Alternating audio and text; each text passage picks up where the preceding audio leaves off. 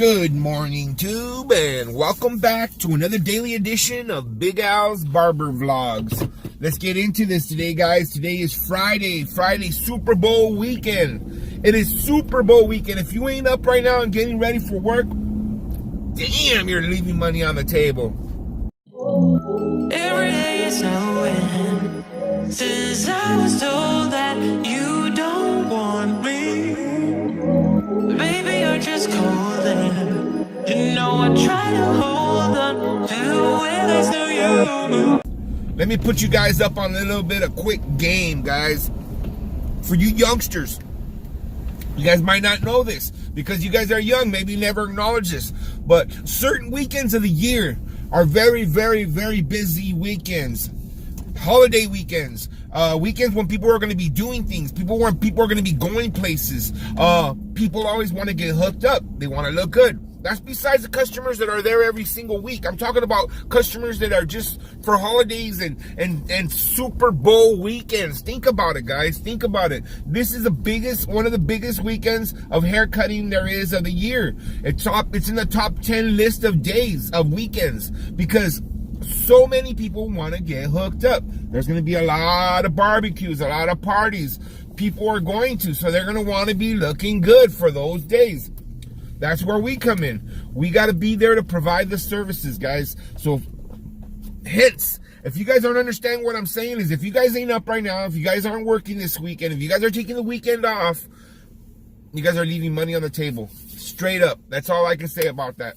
I'm happy to say that my book is getting pretty booked right now for this weekend. I only have a few spots available for Saturday and Sunday starting to fill up. So I already know it's going to be a Super Bowl, Super Sunday, Super Saturday. So today's Friday. Today's the day before that. I got a few appointments today, but today I'm just going to be knocking out mostly walk-ins. Today's Q&A, so let's get into this. All right, guys. Question number one. Question number one comes from Manny Fresh. Manny Fresh asks me, and Manny Fresh is a good friend of mine. I know him very good. He's from Jerry's Old Time Barbershop out in Rancho Cucamonga. Excellent shop. Badass barbers. All of those guys over there. Manny's asking if there's one thing that I could change in this industry, what would it be? And, you know, I've been thinking about this question a lot lately. And, you know what, Manny? I think if there's one thing that I would like to change, it's maybe the perception of our job. You know, a lot of young guys come into this job and they think it's a hustle, and it's not a hustle, it's a profession. You know, and we should all treat it as a profession and try to be as professional as possible and give the best services and just give the old school barbershop experience, you know, using straight razors. I see a lot of youngsters coming in and trying to take shortcuts, trying to like skip through spots and skip through learning different steps and everything. And you know, guys, it's a process and everybody needs to go through it. Everybody has to experience it and everybody has to go through it. So, you know, if there's one thing I could change about this industry, it's maybe the perception of us being hustlers and unprofessionals and because you know what, it depends on the person and it just depends on how you carry yourself and how you treat your customers and the kind of services that you give, and you know, just stepping it up to a different level. Thanks for asking a question, Manny. Question number two comes from James Nugent. James is asking, is 40% commission too little? Is 40 commission too little, especially when they charge $14 at his shop, which means he's only getting $5 per haircut. And they're stressing him about giving out his phone number and able to communicate with clients. James, you're getting ripped off, buddy. You know what? This is the year 2019. If you're working for less than 60%, you're getting ripped off. I pay my barbers 70%. I get 30%, they get 70%. In California, that's the going rate that I know of. I know there's guys that get paid less than that, you know, and that's just up to the barbershop owner. Not that they're greedy, it's just that's what they started off with. Or maybe, you know, I heard of barbers getting paid 50% at a $35 barbershop, you know, and you know, that, you know, it's still a pretty good amount. You're getting $17.50 per haircut, which isn't bad. You know what I mean? You're almost making 20 bucks a haircut. But you know, then 40%, way too low, bro. Way too low. You know, you got to know your worth. If the shop you're working at, if that's they're paying you that, then, you know, then you need to move on and you need to get to a better shop, you know. And the way you do that is by moving. You know, if you're a licensed barber, you can work anywhere. You don't have to work at the shop that you're working at. If I was you, I'd start scouting myself. And, you know, if you're doing good work, then you should be able to talk to other shops and try to get into another shop. There's millions of shops everywhere, guys. I don't care what town you live in. I'm sure there's plenty of time, unless you live in some little town. But like saying here in this city, there's thousands of shops, thousands, you know, like, and there's thousands of shops everywhere. You just got to find the right shop that suits you and makes you comfortable. All right. Hey, and about, oh, one last thing about giving your number out. You know what? You should be able to give your number out to whoever you want. You know, it's wrong that they're trying to, you know, I understand too, coming from an owner's standpoint, you know, because people start giving numbers out and, you know, before you know it, you leave and you take the people that like you. And, you know, I can see that. But me, myself, at my shop, I let my barbers give their number out. Because, you know, if a customer likes you, he's going to go with you no matter what. It doesn't matter whether you can't hold people back from going somewhere else. So, you know what I mean? You just be humble and be yourself and you know. But Jane, if I was you, I'd look for another shop. Third question comes from Ant the Barber. Ant the Barber. Hey guys, if you guys don't know who Ant the Barber is, look him up on YouTube. He does badass tutorials, guys. It's explained in plain English, the way we need it. So if you guys are having trouble with haircuts, go to his channel, and I guarantee you he'll hook you guys up with good ass tutorials. Plus he's vlogging now. His vlogs are really good. I suggest you guys go over there, and when you go to his channel and subscribe, make sure you let him know that Big Al sent you. All right, guys. Hey guys, his question is a one-part question, and he's asking me, he's coming to California next month, and it's kind of he's coming to California next month, and he wants to know if we can hook up and swap tutorials. And that's a definite yes. And when you come down here, brother, you lick me up, bring your tools, or you can use my tools. It doesn't matter. We'll sit on my chair. You can cut my hair, and I'll cut yours, and we'll film this for the vlogs. I'm down. That's a good one. All right. So go on Ant's channel and follow him. Make sure you subscribe. All right. Next question. All right, guys, it's the end of the day right here. Everybody's gone already. Super crazy Friday. So, you know, just gonna finish off this vlog so we can do some of these Q&As that I told you guys about. So we're gonna move quickly along. I forgot what number we're on, but this is by Barbershop Joe. Barbershop Joe is asking, are you going to try any cordless trimmers, or are you sticking to corded trimmers only? Andis Slimline Pro is my favorite. You know what? Tell you the truth, Joe, I'm not into the cordless trimmers. For some reason, they just don't feel powerful enough.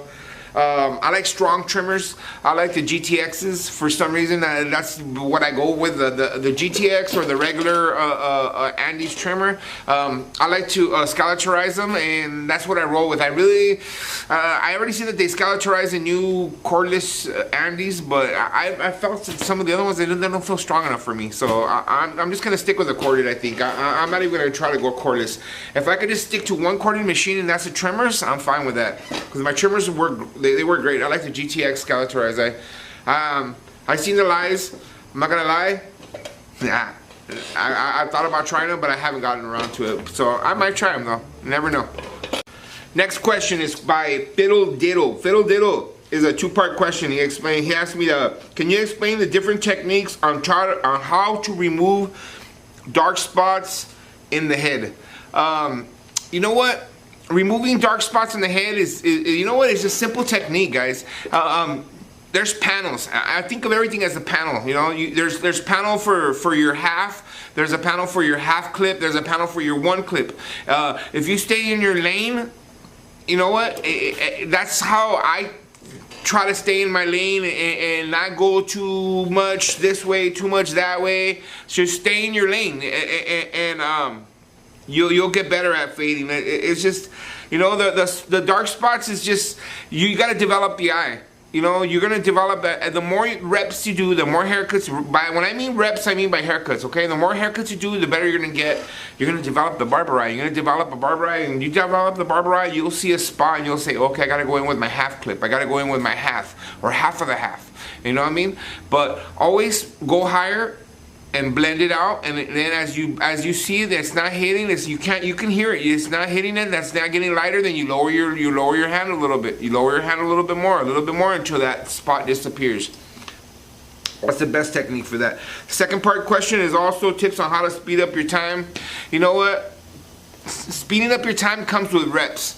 That's all I can say. You know what? You want to get faster, you got to do a lot of haircuts. The more haircuts you do, the faster you're going to get. Nobody starts off fast, guys. Nobody. You have to get good first, speed comes second.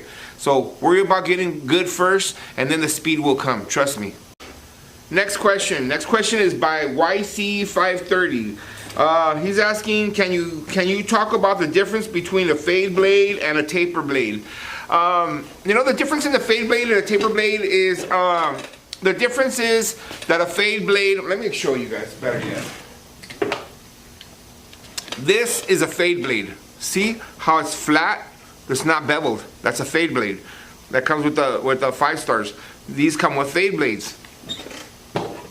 Taper blade, I hate to say it, is a taper blade. It's beveled. When it's beveled, that's a taper blade.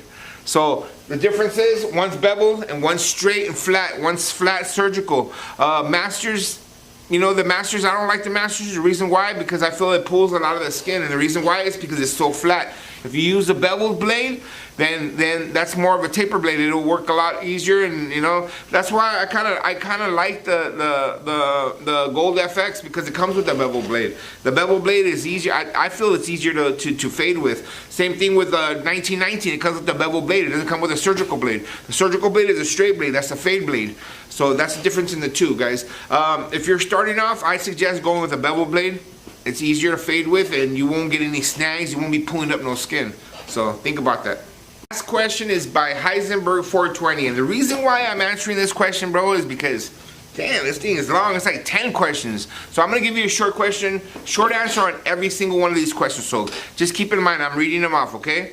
How long did it take you to get good with fades? It took me about 2 years to get good with fades. How do I get better with shears? Practice, watch videos, and just practice and get good shears. Not great shears, don't spend too much money, but shear work is just reps. You got to get more reps. The more reps you get, the better you're gonna get at it. When you first started as a barber, first few cuts in the shop, how long did it take you to do cuts in minutes? A lot. I'd say an hour. You know what I mean? Don't worry about time, guys. Is just get the best, do the best haircut you can. Don't worry about speed, okay? How long did it take you for you to get fast on haircuts? It took me a long time. It took me 2 years to learn how to fade proper way, guys. So even getting fast, it took time. At least, I would say at least 6 years. How much money were you making as an apprentice when you didn't have clientele? When I first got started, guys, seriously, where I started at, it was 2-3 haircuts a day. So if you're doing more than 2-3 haircuts a day, you're good. If you're just starting out, guys, and you're making $80 a day cash, you're doing good. Trust me. Set yourself a quota and try to meet that quota. Can you do a beard mustache shape up tutorial? Yes, I can. I'll try that for you. What were the common mistakes you made as a barber beginning of your career, and how did you resolve them? You know what? At first I was kind of like, you know, my best advice is don't shy away from haircuts. You know, I used to try to shy away from fades. I used to try to shy away from certain haircuts because I thought I wasn't good at them. But don't do that. If you're not good at it, you're only going to get good at it one way, and that's doing it. What's your opinion on designs? I don't like them. I don't do them. I'll do lines, no designs. It takes too much time, and I don't think I charge properly for them, so I don't even do that shit. Excuse me. Have you ever cut someone's skin on accident, and how do you deal with it? Of course I have. I use a straight razor. Anytime you use a straight razor, you're gonna cut somebody, guys. There's always that chance of cutting somebody. I cut 1 in every 10 people. I'm not even lying. But a lot of times when you nick somebody, they don't even know it. So just treat it. Put some aseptic powder on and continue with your haircut.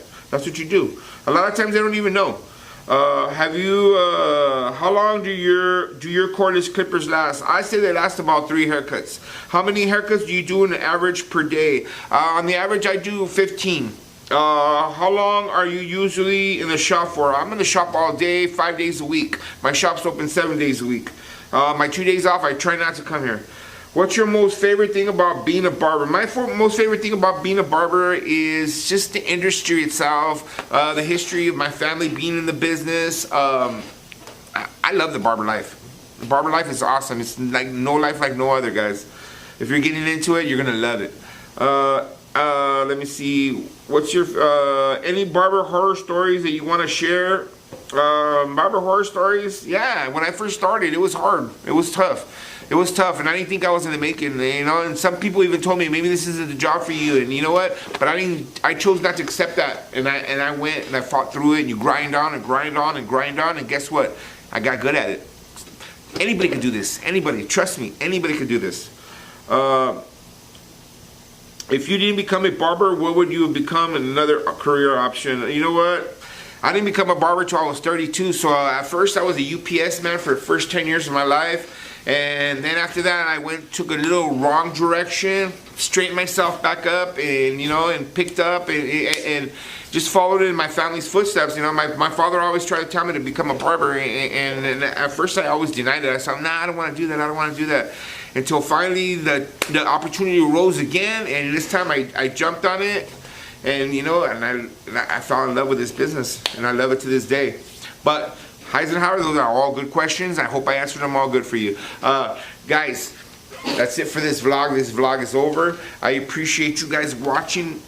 Our numbers are going up. Our algorithms are going up. I need some thumbs ups. Share. We're only 180 subscribers away from getting the giveaway. Remember, I'm going to give away that Magic Clip Cordless for one of you guys. I hope a young barber that needs it, that's out there learning, and you know, that's striving to get better. That's all we can do, guys. You remember, guys, I'm here for one thing, guys, and one thing only, and that's to motivate and educate. If you guys need any help, if you guys need any questions answered, don't hesitate to ask. That's why I'm here. I'm here to help out in any way that I can. With that being said, guys, you guys have a blessed night and grind on. See you guys on the next video.